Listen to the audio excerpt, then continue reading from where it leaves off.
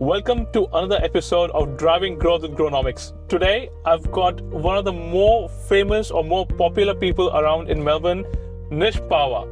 Nish, you've been doing a lot of different things, for a long time. You've been an actor, you've been a performer, you have sung rap songs, you've produced music, you have run entertainment businesses in Melbourne, hosting parties, organizing parties. You now run a real estate business here. It's a lot of things for one person, right? Tell me, how do you do it? Very good question. And thanks, Abhishek, for having me on your show, first of all. I really want to thank you, because this is a very different concept where I'm right now. So just like this, I am a different person as well. And the only thing of what drives me is what, stops people. Like, I'll be very honest to you. If people say, oh, you can't do this, that's what makes me think, oh, no, I can do it. You know what I mean? That's what keeps me driving. If I really want to do something, I do it. Cool. If I promise to something, I deliver it. And this is like what people hate me for. This is what I get hated for a lot as well. Right. That why am I doing so much? And it's like, it's not something that I don't want to do. It's not like I'm just doing it for the purpose of it. I really wanted to be the singer. I really wanted to be as an actor. I really want to create events and memories for people. Right. And I really want to, sell dreams, basically. Why not? When I can do it, if I might as well give it my 100%, I'm not really worried about the results. Am I supposed to be the best in the world, or am I supposed to be the best in Melbourne? That's not what I'm aiming for. I'm aiming for what I really want to do is what I want to do. Right? Good. And I just get driven by that purpose. And that's what makes me do all these things. That is fantastic. Now, before we started shooting this podcast, I asked you a question about, your history. How did you come to Melbourne? And that's a very interesting story. And tell everyone over here, because you didn't really plan on being here, but you're here, right? So why don't you tell all our viewers, how did that happen? What made you choose Australia and Melbourne? How did you come here? Okay, so the best of this one is, I grew up in a very small city, which is Haridwar, up in the northern states, basically Uttarakhand, which was called back then when it was just divided from Uttar Pradesh. Yes. And being in a smaller city, and of course mom and dad both working as jobs, basically, there was no culture as well going out, right? Like out as in, like, even going out to the bigger city was a big dream. Yep. So imagine going out of the country at that time, especially for us in Uttar Pradesh or Uttarakhand or these areas, right? So I wasn't dreaming of anything that I really want to go out. Or I was just following, okay, everyone else is doing this, and I want to do something about singing because I love it. It's my passion. Yep. So that's what made me like, okay, I'll just at least want to go out of the house so that I'm not restricted. Yep. Right? Because after 18, you really want to live your life as well. Yes. And I decided I'm just going to go out to Delhi or Dehradun, like a bigger city, start giving exams and, live their life there and understand what are the problems people would face. Yep. And then we'll figure out, what life is like, as a single thing. I didn't want it to be a burden on family, that's all. Cool. So that made me go a little bit outside the comfort zone. Then from that comfort zone, I met a lot of people who are like, maybe if you have this purpose and you want to be a singer as well, either you go to Mumbai or you go outside the country, because then you can get some money as a part-time thing and keep supporting your passion. Right. And I was like, that's not a bad idea. So I'd given some exams already by that time, IMA, CA, Chartered Accounting exams, like basic exams, which you enter. Right. Yep. And then there was another one which is for IHM. And it was 6 months by the time I was living in Delhi. Yep. Gone for a radio jockey interview and all those things as well. Yep. Because really something I want to do media related as well. Right. And kept doing all these things is where a few of my cousins just said, like, you should go out now, make a decision. And they kept sort of feeding my dad as well about that he deserves going out and all. And nobody still could have thought I could, unless I decided that on the day of when I was getting my admission in the IHM, which is a very big institute in India. Yeah. They said, that why are you not proceeding? If just because you didn't get the best of the best campus, or is it mainly because like something else? And I was like, no, it's something else. And I spoken to my dad by that time, and I was like, Papa, I'm genuinely not going ahead here. I'm not going to be spending my 4 years in college, right, and deciding uske baad I would want to do something else. I might as well give it my best shot. So that just happened. Dad agreed to it. Finally, I don't know how, and just worked ahead. Then I decided to come here and started from 2008. Good. So when you landed over here, obviously you would have done some odd jobs and things like that. Oh, absolutely. How did you think of, doing Party Squad? Party Squad happened first, isn't it? Party Squad happened first in terms of company. Yes. As an earning source, Yes. could be. I had gone into like a few things. For example, so Party Squad as a company was created in 2016. But just before that, I was doing some events in university. So I was a part of my university. Yep. And Deakin University. And I was doing a few things there in terms of like being a part of like a lot of volunteer associations and things like that.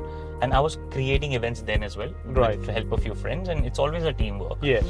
So that just created something that when I can do clubbing events starting from 200 to 300 people, we can do bigger events as well, and even call artists, because that's what was driving me still to become an artist myself. So I was like, why can't I bring somebody who I really like? And that's the first time we brought Nuclear, and that was an event called Illusion Fiesta. We used to do without artists, and to be honest, that's happening this weekend as well. So there is Illusion Fiesta happening this weekend. It's been going on for so long. 2013 is when we started. It is indoor music festival. And this time it's happening with Karan Kanchan. There's a guy called. So anyone who starts to grow in an underground music space, which is what's getting people's attention, is what we were like. We should bring them to Australia. Right. And I've also had an IP called Melbourne to Mumbai. So I still always connect to this, these two cities. Nice. The most is, and I've just done few other events with a lot of Bollywood celebrities recently, with like villains and the Panchayat. Pradhanji and things like that. So that's just for me a way of keeping really close to these people, and more importantly also keeping close to the family that I've created of that many people with events and all.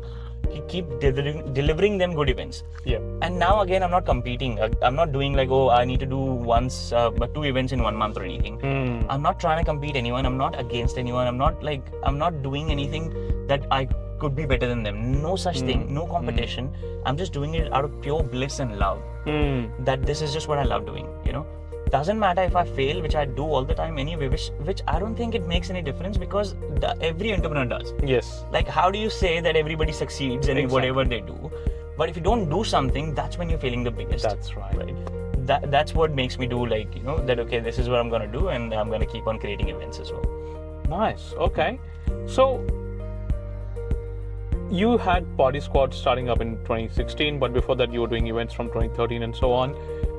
Also very interesting that you, I think, were on TV and in Netflix series in 2015.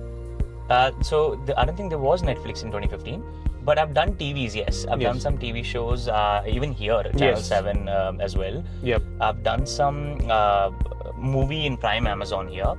And I mean, good that you recalled me. I was like, was there Netflix in 2015? Yeah, there was, If there was, then I haven't done, I think the only channel which I'm not at the moment, major channels, is I think Netflix. I don't think I'm there yet. But yeah, a few other places. YouTube I've been doing for a very long time. Yes. So I've definitely been on YouTube for since inception. I really wanted to put something by becoming a radio. So I came here, joined radio Santa Banta. Yeah. So that's just, when you really want to do something, you find ways. Santa Banta, I remember that. Yeah. So that was Dandenong area, and then used to get some magazines about it. And then I also joined some dance academies through that. Started performing at places. So what it made me do is not something that was all about money again, but it was more about being around creative people.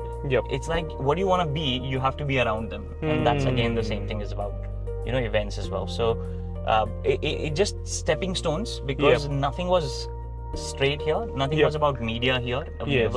When you've been here as well. So this was all the media that we had, of course, and we couldn't have gone to mainstream media just like that. It has to be like 10 times audition process, even who you know, and even if who you know, your color doesn't actually allow you to be in that. I know. Top runners. And that's the same thing I was told in Mumbai, or for example as well. Like if you're not from a big family, or of course you're not from it won't be something that you can just get in the industry. So you have to go through all the hurdles. But yes, it's either doing in Mumbai was full time. Here I was able to do that part time. That was the only thing, which have taken a few years. But at least I can say all the regrets I could have had, I don't have them anymore. I've done more than like 15-20 music videos. I've done a lot of short films. I've done a few feature films as well, like that's on Prime. And I've done basically web series as well. Z is where I was as a web series thing as well. Yep. So a few things I've done, which makes me think that, I've done everything I wanted to. Good. Perfection, like Amir Khan, would yet to become. Which is what I'm like when I choose that, okay, I really want to make this project, and I've got a few projects like this lined up. So I do go to Mumbai every now and then. And I still, what made me really do better in events is basically people and reviews and like all these things when they guide you that this could be better or that can be better. It what keeps me thinking, okay, I'll do it. And I'll honestly saying the reason I keep doing events as well is when people ask for it. Your party was amazing. Yes. Nuclear was amazing. Every time you've done Illusion Fiesta, that was amazing. Yes. When are you bringing next? So that's why we don't do it every year as well. We do it every second year. Yep. So it takes a lot of energy. It takes a lot of team to be put together. It takes a lot of time. Yes. To make anything like that happen, and then bringing 500, 600, 700 people together. Yes. It's a mammoth of a task. It's a lot of effort. Yeah. So just a plug for Nish's event this weekend. So Nish, if you want to just tell people how they can find the tickets. Oh, sure, of course. So it's on Eventbrite. It's available.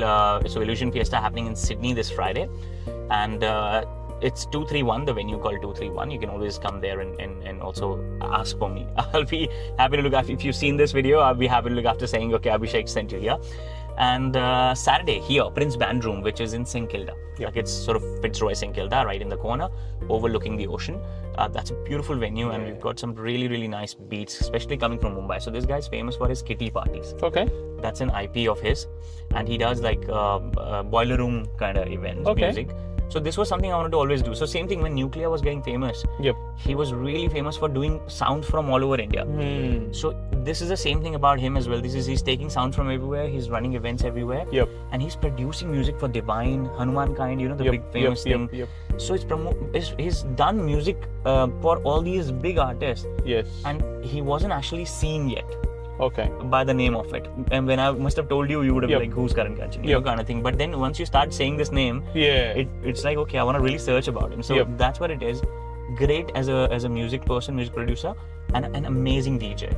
And that's the type of vibe we're bringing this weekend. Nice. So that's what's going to be this weekend. And then literally after that, on Monday, I'm flying with them to Mumbai, and then I'm going to start working on my projects as well. So this is how it works. It's like that's good. Yeah. So talking about, so you're going to Mumbai next week, that's fine. Now, tell us, a lot of people who might want to see you online, what projects can they see you in? What's upcoming projects you're working on? Yep. So, good question. Upcoming projects are actually heaps, to be very honest. So one of the music I've just released, like there's a song called Timeless. It's Ikrar and I who've done this. And that is the one which needs to be created music video for. So I'm still working on it because I didn't get time with this. A lot of, with me, with family growing and all that sort of stuff, it's just not leaving me the same time I did a few months back. So that's where the new projects have delayed a little bit. But there is a song which is almost ready. So it's called Snow White, which is coming within like maybe 15-20 days now. Okay. So while I'll be touring India, I'll be just promoting this song, and it's the music video is ready and it's getting there. But 2 or 3 music videos are getting ready while it could be shot in India. Still to decide yet. Those, and then maybe perhaps a discussion on web series which is happening here. Okay. So the web series that are going to be planned here is just more like to connect something India and Australia together. Yes. To be sent to maybe Netflix. You never know. Hopefully. Then is what we're working on right now. So we're working on these projects, and the visas are getting applied for some artists as well who can come and do some recce here. That's what they call it. You know, how will we do it? Auditions and stuff. That's one which is getting planned as well. Nice. Yeah. So now I want to ask you something more on the business side of things, right? You are more of a performer, more of an artistic person. Correct. Who has now stepped into a business that's not necessarily entertainment. Correct. Real estate and finance, right? Yeah. Tell me, how did that transition happen, and why did you transition? Did you see a gap in the market that you're trying to fill? Why did you choose real estate or finance? Very interesting, to be honest, because until media, it was more passion, right? After that, it was more about, to be honest, I was working in the banks for a very long time, and I just decided, that I'm not getting anywhere. I'm not getting that promotion I really wanted. And I'm like, what am I working so hard for? Which wasn't something that I wanted to challenge anything, but it was just that I got fired from my job. I'll be very honest to you, and that happens a few times to me. Because when you're creative and you're like, you're just sitting on that job and you're like, I don't want to take shit from anyone. Yeah. That just happened to me, and I didn't want it to, I didn't plan it. I got fired from it in a very odd circumstances. And I was like, this is it. I would actually start working on something that I've learned as a banker, which I can actually do it as my business as well. And, that would be mortgage broking. Right. Started there as Credit Max sort of come into the picture because few months, it was literally before COVID. I got fired twice actually. Thank you. Thanks for reminding. So literally in 2019 mid, then I got back in the same some casual positions for about 6 months. Then I left that job, started an insurance job, and that I got fired from because I was a very free spirit kind of person. So I used to drive from West. Only then I moved to the West, and I used to drive from here to Mulgrave. So it was a 1.5 hour drive. Wow. So I was also getting exhausted that I'm not getting time for anything else. Yes. But when they fired me then, and then also before that as well in banking, I was like, I'm done with it. I would rather just do business because that's what works for me. And I decided that I'm going to study mortgage broking and understand what it means.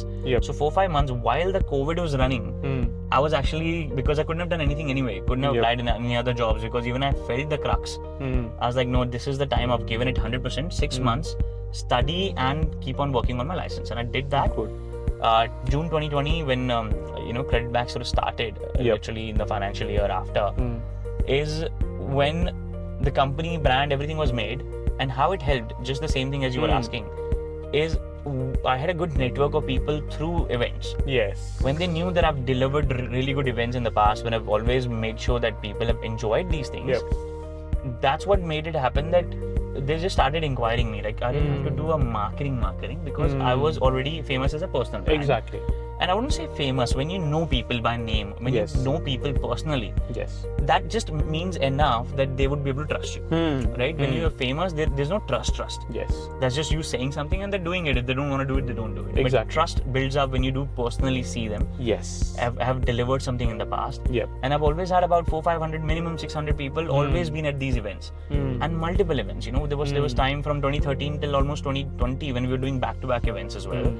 So must have gone through at least 100,000 people. Right. So if come across that many people, and even if let's say 10 people start with you, just 10 people, that's enough for you not to go out of your house, especially during COVID, to advertise your business. And the rest just happened because once it's like a what do you call it, butterfly effect or something, right? So that just worked out that way. And then didn't do market till very end as well. Literally started marketing last year. When I thought, okay, I should now, because I've got a very big team working with me and I've got to feed them as well. So I can't work with just the amount of people that are coming to me. So we got to somehow reach out to people as well. So this is a very interesting thing. So now you've got a team. How big is the team now? So with the finance, it's okay-ish. It's in terms of 5 people or so, which is just working on a few different finance, where we just sort of give them the lead and they work on it. Real estate is about around 8 to 10 people. And and we were going to that Ghar part is just happened to be, it's a partnership business. And a friend of mine just came to me, be like, you can do this. And I was like, I know I can do it, but I just don't have any time on my plate. And one thing is basically, when he came to me was 2022, when the rates started going up. And I was like, I don't know if it's the right time as well. So we're not going to do a massive launch or a brand or anything like that. We're just going to create something and just let it run. And see how we can, do it, because I am not from that background where I've been doing real estate for years. Banking, this, I was just part-time connected to real estate and I wanted to do it anyway. But for me, it's always about making teams. It was never about I'll do everything, I'm the lone runner and I can achieve 100,000 things. It was always about, okay, decided doing this, let's create a team, and I'll get out of there, just because if I can do something better and I can still keep doing media, nothing better than that, because that keeps me more relevant. Exactly. So what is the experience like now? First, you worked in a team to create events. But now you've got the responsibility of 5 people in one company, 8 people in another company. And how do you manage multiple teams and multiple businesses? So one of the things that this podcast is about how do you grow your business, right? And one of the most critical or most important points of growing a business is growing your team, managing your team. And if you can manage them really well, then you can depend on them to grow your business. Correct. Right? So what is that experience like, and especially the transition, or rather the difference between doing that in events business to a more conventional business like real estate and finance? No, that's very good. First of all, I'll be very honest to you. I'm learning from you. I'm not going to say, when I see other people who are doing multiple businesses, I always tell myself, like I hear a lot of noise saying, you should only focus on one. And I'm like, trust me, I'm not saying that you're telling me something wrong. I'm just saying, when things go southways, you have something to fall back on. And that's what my mom and dad also taught me when I was a kid.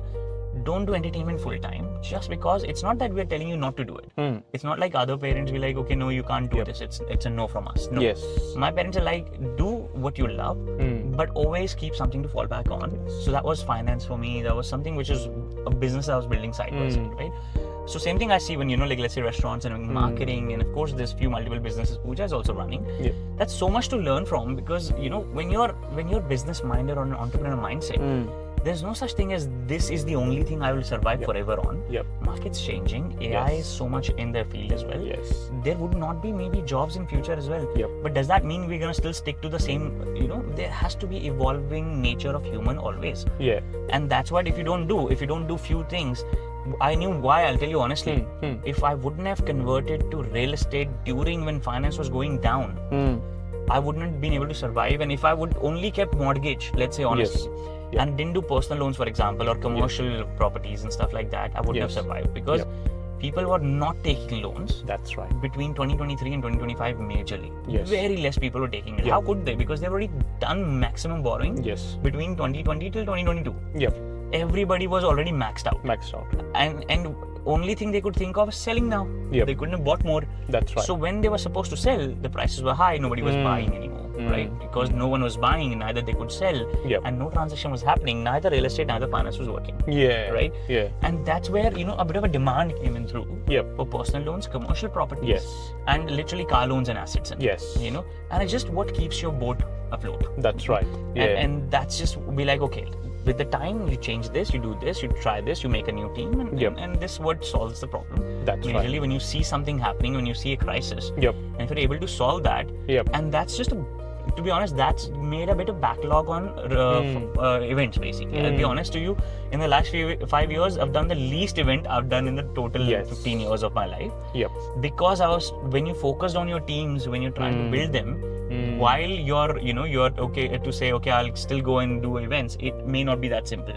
So I was like, okay, it's not that important for me to keep on doing events, but more important is to build a team where they are autonomous in terms of they can actually lead, they can take the responsibility and deliver for themselves. And that's when, the way you work on them is when they can also be like, okay, I can rely on you now because you've spent 1 to 2 years with me. Now let me handle it for you. Things like that. And that's something that I have seen a lot of people who grow in their business, they do this. They build autonomous teams. These teams can then function by themselves in growing a business. So you can then step away and build another business, another vertical, grow that vertical, and then move on to the next one after that. Without the teams, you can't really do that. And I'll be honest, this is more about being creative again. Right? It's not about being bossy. It's not about being a leader who does like a tyrant kind of situation. It's more about, if you love doing this, you create and get the right people, and then just create something new. So it's like same thing as events and same thing as artists. You're creating something. And everything is as equal. Your people around you are as equal. There is no such thing as someone's a boss or someone's this and that. But then you have to, leave it to them to create the further team as well. So this is what makes it easier rather than, How do you pick the people who fit into that culture? I'm not gonna lie, it's the hardest thing for me. It's because I just find somebody and I when I talk to them and I understand, I'll be like, you're good at this, be like, do you want to work with us? Or somebody's just come to me and be like, I really want to work with you. I just let them in. Good. This is a bad as well, as much as it's good, because I don't try to be same that bossy kind of person, be like, nahin. And I love to teach people. That's another problem of mine. I tell everybody, like, I won't charge you anything and I won't do anything to do with, like, money involvement. Yep. You would be a part of this. Yes. I'll teach you, because what I've learned is also learned here. Yep. I'm not taking something with me. Even Yep. everybody says information is everything, and you're charging for your knowledge, reality. Yes. But for me, it's more like, if I tell you, then you tell 10 other people, and then you, like, you're talking to other people.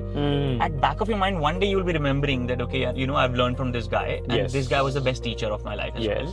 And when I've had great teachers, didn't mean that that teacher was supposed to be my boss. Yeah. That's the knowledge I was getting passed on, because I learned something very free flowing. Yes. Just like what Amir Khan says, for learning something, you don't need to really pay. You just gotta have that attitude there. That's right. For me, it's the same thing. Like, I don't choose a lot of people. Just people come across and I'm like, okay, let's work together, somehow. Yeah. That's what works for me. But yes, I have tried hiring, and then it always worked as well. When I knew that, okay, this might be the right industry or the right time, and then when I've started hiring, worked a few times for sure, and they've become really good bosses in the team. Good. I say That is good. that as well. Yeah, That means you've taught them well. I can say that, because coming from, like, banking background, we know exactly what goes in when it comes to the finance. When assessors put their hat, same thing goes for real estate as well. When you're owning the real estate yourself, you know exactly what kind of pain point you'll be feeling in. Yes. So when I tell people that you want to do something, have you done it in your real life? Like, you want to become an event organizer, have you actually attended so many events? Have you become, so you gotta be there religiously for so many times to know what people want and what kind of people come and what exactly are they expecting. Good. Even if person spend $1, trust me, they're expecting $10 in return. Yes. And that's the type of things you have to deliver. That's what I believe in every business and everything. Yeah. So I think the other thing I'm going to ask you is, what are the marketing lessons that because you have a personal brand, okay? You built that up over many number of years. You've used that in your performance world, in your entertainment world, you've used that in your real estate and finance companies as well. Talking about marketing, how is marketing different, and what have you done, and what's the best marketing that's worked for you? Look, again, as you mentioned, and I love your brand, Grownomics, because it sounds like that to me. It's a lot to do with organically. Yeah. Yet, you got to be present in everywhere. Like, you can't do organic and be like, still be everywhere. So Google is not so much organic. I would say, still there, but it's like, if you don't do a little bit of, at times, analytics and all. So I think what I've learned late is, what is I think it's SEO and all those things. Yeah. I recently got a friend of mine who's joined my company who's helping me with these things, but I've never done it before. So organic marketing always been for me is like, again, me being present. Yep. Telling about what's changing in the finance world, what's changing in the real estate world, what's coming, what kind of good property may I bring to you, and what is the field that I'm working in. So for example, like real estate, it's not always about traditional real estate for me. Yes.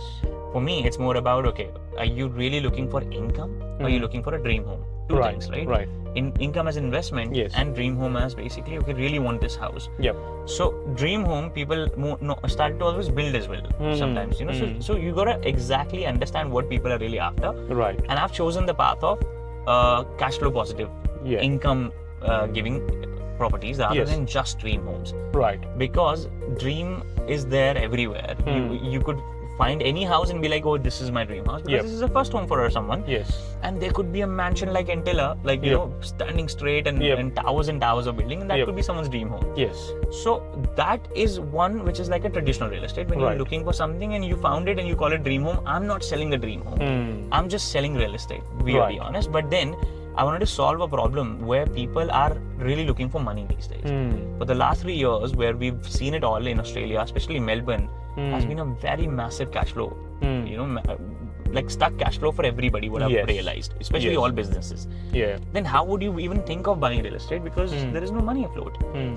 That's when I was like, okay, what are the cash flow properties? One, which I realized that apartments in the city are generally making so much more money, which people don't even realize. People think, oh, it doesn't grow in value.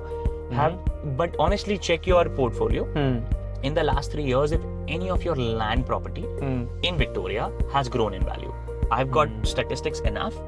Land taxes and other things have actually really taken over so badly that your valuation hasn't changed. I've got friends of mine, Wyndham Vale, like, because I handle at least 2,000 people's portfolio. And I've seen literally, if there was a change as well, 20, 30, 40,000 max. That would have been the growth. but some properties have actually diminished in value. This is, I'm talking bank value. Right. The same thing happens when you go and try to sell it. Some people have sold in loss as well in these years. Personally, me as well. Because I was trying to go through the traditional real estate method. Yep. On the other side, I can vouch for it and I can guarantee this as well, that apartments that I work with, because I do very exclusively like penthouses kind of things, or top floors, a reason for it. Either you can go horizontal or you can go vertically situation, right? When there's no land left, people normally go upwards, right? So that's what's happening in the CBD, where people are happy to pay extra money because they're now traveling tourism again, and Melbourne is the most attracted for tourism. Events that are happening, you know, that's what I love doing anyway. So that's where I found this niche where your mortgage could be only 30, 35, maximum 40,000 annually. You're getting a returns of around 80, 90,000 annually, which makes it 40,000 cash flow positive. That's when I started working with SMSF as well, Superannuation Fund. We're like, why don't you invest through your super if you don't have cash as well? So you gotta initially invest a little bit money. And that's when I started also doing commercial property. Right? Because commercial property is something to give them a return on that. Same as also display houses. Display houses gives you a straight away return and a guaranteed return, because I just don't like to do things like real estate traditional perspective. Nothing against anybody again, is because what makes me drive is either getting money in people's pocket, and that makes them thinking 10 times better. When someone's in a stress, be like, oh, I got my dream home, but I don't have money to pay for it. What happens? The first thing is they stop making their mortgage payments.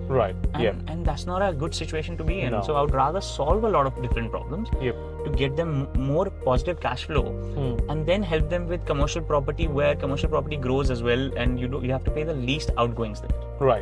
And there is a possibility for me to get like better funding. Normally, traditional way of funding commercial property is 70 to 80%. You got to pay some deposits, stamp duty, etc. But we've been working in finance through banks, and there's a lot of avenues where we can get them 100% funding as well. There is a possibility there, and this is what makes me think outside the box. So I've never been about just because I can get you a real estate, get it. I'll be like, if I'm solving a problem, then only get it. If I'm actually helping you really get something cash flow positive, that's when you get it.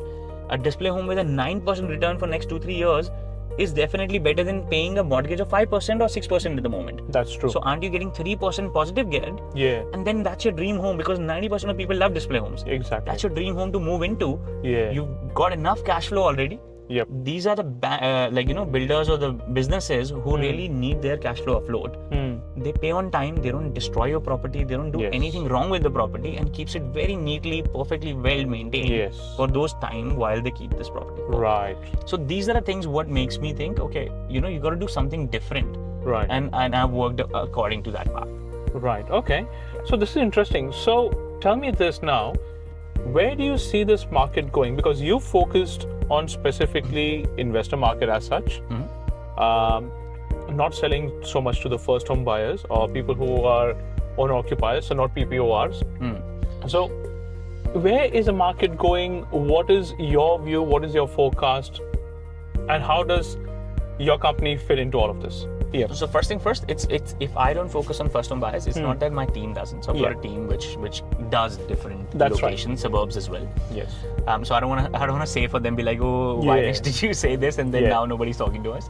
So they deliver most projects in terms of like, okay, let's find you a land, let's build a house for you and deliver. So house and land packages and things like that. But on the other side, where the market is going is guaranteed it's a first home buyers market. Where Melbourne is set to become a $1 million median suburb. Just what everyone is talking about in terms of government brought this new, Labour government has brought this new thing of 5% deposit, which a lot of people think that it wasn't there before. It has been there for a long time. The limitations was you can't get property for more than 750 in that scheme. That was the last of it. Now they've increased that to 950. Now if everyone's going to start going to get properties which is now higher than the limit, they would be able to, because the limit is across and they're not getting charged LMI, they're getting more government support, even up to 40% to be investing with them. So for example, if you're looking for $1 million property, because it's a good number to say it, they're happy to pay 400,000 as a guarantee. So you're only getting mortgage of 600,000. So you're still affording the property of 600 with the repayments of 600 with the lower repayments in terms of 5% interest only anymore. you're able to say, I'm getting this house because I really wanted $1 million house and I can easily afford it because I'm paying less repayment. What people don't understand, which is, I don't mind it, but it's important we're saying it here, is that 40% shareholding of the government you have to pay back one day, right? And that 40% would be going with the profit. Right. So let's say today is $1 million, or perhaps you buy for 800 and that becomes 1 million. Their 40% share becomes higher. Right. So that's the only thing which people again are still trying to be naive about it, because again ultimately for them it's just about getting into the market. Right. And that's what's made it easy. Getting into the market is very easy. Coming from 1st of October, literally, which is now I would say 15 days to go. So that's where the market is going. Surely gonna pick up like anything. We've been saying that for last 2 years because market's gonna pick up. It's good time to buy because last 2 years was buyer's market. Now it's only last 2 weeks are left of buyer's market. Because ultimately when the prices go up, people are not gonna think. They're gonna just get pre-approval, be like, okay, let's get this. And that's happened, if you must have remembered, in 2021. Straight after COVID, government announced another really good scheme where they were giving $25,000 rebate, and there was so much happening, stamp duty free, blah blah blah. There was so many things. Same thing is happening now. So government is helping through their point. 5%, the minimum thing is extended from 750 to 950. So that is surely to make Melbourne the second best city again in Australia in terms of real estate. Sydney is already 1.5 million, which is what they call it. So why were we so left behind? Was mainly because neither the government, neither anybody has the cash flow left. But that's where Labour government has already promised this and delivered it right time. While their interest rates have gone down 3 times already this year, this is going to pick up the major growth, because the rate cuts hadn't actually brought a lot of people back in. But this surely will, because first home buyers are always the drivers of economy. Right. Okay. So that is a lot of information, right? And you are keeping on top of this information. You're keeping on top of your team. You are at the same time still doing events through your team. And there's a lot that's going on, right? Correct. You're flying overseas to perform or to work on acting projects and so on. There's a lot that's going on. How do you manage to keep on top of all these things? You've got a young, growing family. So I think I've got 2 questions. One is, how do you manage your time to fit so much in? And 2, what tools or what things do you use to keep on top of these things? I think more than tools, tools of course always be there, CRM, calendars and everything, but I think more than tools is the team. Honestly, the team is to guide you as to what's your next day schedule is be like, because we really need you for this, we need that, and then when they're not doing anything, I'll just make some calls out, for example. Like, so for Monday to Friday, normally I try to keep it either team or the people who really wanted to reach out to see something, okay, what do you have in your portfolio to sell? Let's catch up. And I would spend good 2-3 hours to explain them everything. Similarly, the way I'm explaining here as well, that if I want to educate or guide, I really want to do that. So I do events about real estate and finance as well, where we bring people from different hats. Like, for example, just last weekend we had Pooja from ProBiz as well, and there was a SMSF company, Skyloft. So Charlotte from there, they're the one who manages Airbnbs in the city. And these people there came to the same office where we have. It's on level 77 in the city. Now, learning there and seeing the view from there would make you easily understand why city works better. So it's not about apartment in city anymore. It's not about getting a unit in city. It's about which floor you're on. If views are never obstructed because you know exactly where you are. If the transport is free for a longer term in terms of, because you don't have to go to, for example, you going Docklands is a bit of a deserted area. You go to South Bank, it's still deserted because there's no public transport. What makes city still the best of the best, and what makes your top floor compared to, when they say even a smaller unit in Turak would still be very expensive, then a bigger land in, for example, let's say Cranbourne, for example, right? So a massive acreage land in your Cranbourne area would not be still competing with Turak's small unit. It still have a different things in it. That's right. That's what I talk about when you go on a level 1 to level 10. Right. But you go on level 70, 60s and like above levels, higher levels, you get a very, very good return because people know what they're paying for. Right. You're not just because we have been inbuilt in our system, just acquire more land. It doesn't always work. Change the shift, just like what we were saying before. Change when you change businesses. Why do you do that. The same way, start thinking about not acquiring just land. Try to have diversification of portfolio, right? Diversified portfolio. And that's what I love guiding, and same thing keeps me going. So for me, it's not about who's telling me what to do. It's for me, it's like, okay, I'm passionate about this. I'm gonna guide people, educate people, and let them make the decision. I'm not a salesperson, not a pushy person. Nice.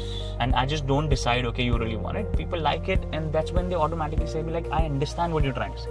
Interesting. Right? Nice. And that's what keeps me, keeps me in every direction, but yet be a good person, like they call it Sarthi for So even if you have 5 horses, but as long as you're the person who's keeping them afloat in together direction, they all work closely to each other in the teams as well. They all, all flow very well. And then, I actually even, when someone takes property from me, so it's not about that I'm going to gift them. I give them sometimes the events.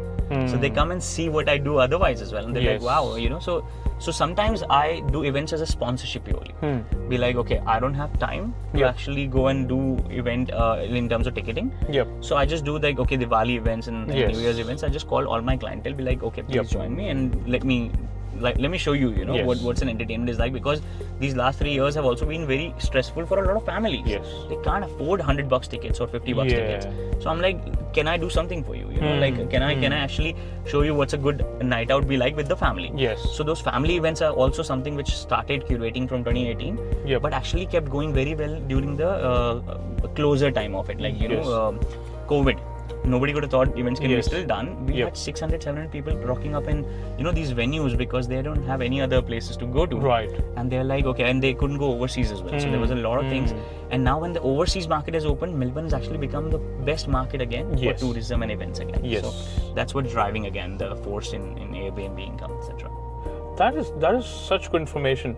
So I think before we close off, the most important thing is, if you, looking back at your experience of all these years, want to say something to people who want to get into small business or businesses now, what is the one thing or what are few things that you would say from your experience that this is what you should look at or this is what you should do to help yourself or help your business and your family grow in current times? Look, honestly saying, I'll tell them, reach out to Grownomics, because marketing is, like, honestly saying, I never thought marketing was so important, because I've always been, you can say spoiled kid. So when you have people around you, you get spoiled, because people are like, oh no, I will support you, right? But that support is only, honestly saying, for a very short time, because your close ones are the last ones to buy from you, right? So the best thing to have is to actually really have a marketing and a presence of your brand, and really have your own presence as well, personal preference, which is what we call organic progress, right? So learn as much as you can from Grownomics, of course, and your marketing is amazing, because when I see you doing, those videos as well and still running teams is what drives me more than anything. Thank you. But the most important part of that is when someone wants to grow and they've got no idea what a business is. Just like I was the same, years ago. I also call myself an accidental entrepreneur. When you want to do something, you just hang out with 5 friends, be like, I really want to do something. And then someone just pushes you into it, be like, okay, let's do it. But then they're like, okay, I'm going to just support you from the back end. You do it. And you put your money into it and be like, okay, nobody's around you. So that has happened, and that's how I started my journey. But then I felt was like, okay, I can do anything in the world when I can do this. It's like saying swimming. Sometimes you don't learn, but when your survival gone into it and you're just like putting hands in, and somehow you just come to the corner. If you could do that, that's what business is. There is no guarantee in any business. There is no money in any business, I'll be honest, and there is money in every business. As long as you understand what people of those business consumers are really asking for, so solve those problems. And second, just really look for what are you good at. Why are you doing something which other people are doing? Do something which you're good at and find a way to make money from it. So 2 things which should work. 1, try and really genuinely solve a problem. And second, what you're good at. And if you can implement that in any business, trust me, every business makes so much money, but there has to be years and years of pain and pleasure that would drive you better. That is amazing. Nish, I want to thank you so much for your time today. You've shared so much information. I'm sure a lot of people watching this video are going to learn something from this, and the teacher in you probably has shown out today. So thank you so much for that. We appreciate your time. and we'll see you soon. Absolutely. Thank you so much. I'll see you with this weekend. So I hopefully, of course, you're in Melbourne. So I'll see you in Melbourne's event on Saturday. So hope to see all your team as well. Thank you so much. Thank you. I'll see you then. Thanks. Thanks, guys. That's it for today. And that's Driving Growth with Grownomics today with Nish Pahwa.